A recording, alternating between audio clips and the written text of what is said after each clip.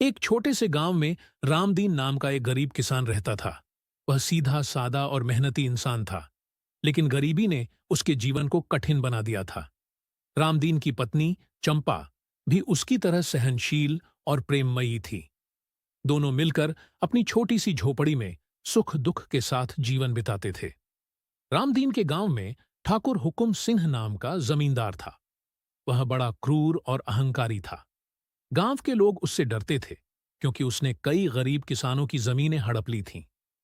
एक दिन रामदीन को अपनी फसल के लिए कुछ पैसे की जरूरत पड़ी, तो वह ठाकुर के पास मदद मांगने गया। ठाकुर ने उसे पैसे तो दे दिए, लेकिन बदले में उसकी जमीन को गिरवी रखने की शर्त रखी। रामदीन मजबूर था, इसलिए उसने शर्त मान ली। कुछ महीनों बाद रामदीन कड़ी मेहनत के बावजूद कर्ज नहीं चुका सका। ठाकुर ने उसकी जमीन छीनने की धमकी दी। रामदीन और चंपा के लिए यह बड़ी चिंता की बात थी। उसी समय गांव में होली का त्योहार आया। रामदीन ने सोचा कि क्यों न इस मौके पर ठाकुर के दिल को बदलने की कोशिश की जाए। होली की शाम रामदीन चंपा के साथ ठाकुर के घर गया। वह गुलाल और मिठाई लेकर गया था। ठाकुर अपने दरवाजे पर खड़ा था और रामदीन को देखकर गुस्से में आ गया। लेकिन रामदीन ने हाथ जोड़कर उसे प्रणाम किया और बोला, ठाकुर साहब, होली का त्योहार प्रेम और भाईचारे का प्रतीक है। मैंने सुना है कि आप बड़े दयालु हैं। आज आप मेरे साथ होली खेलकर मेरे कर्ज को माफ कर दीजिए।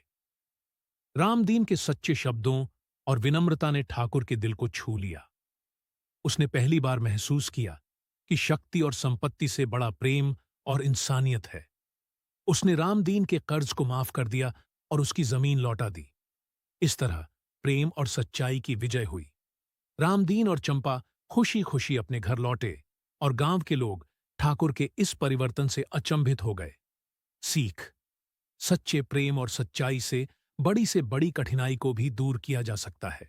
अगर आपको हमारे वीडियो पसंद आए तो लाइक करें, चैनल को सब्सक्राइब करें और शेयर करना न भूलें। धन्यवाद।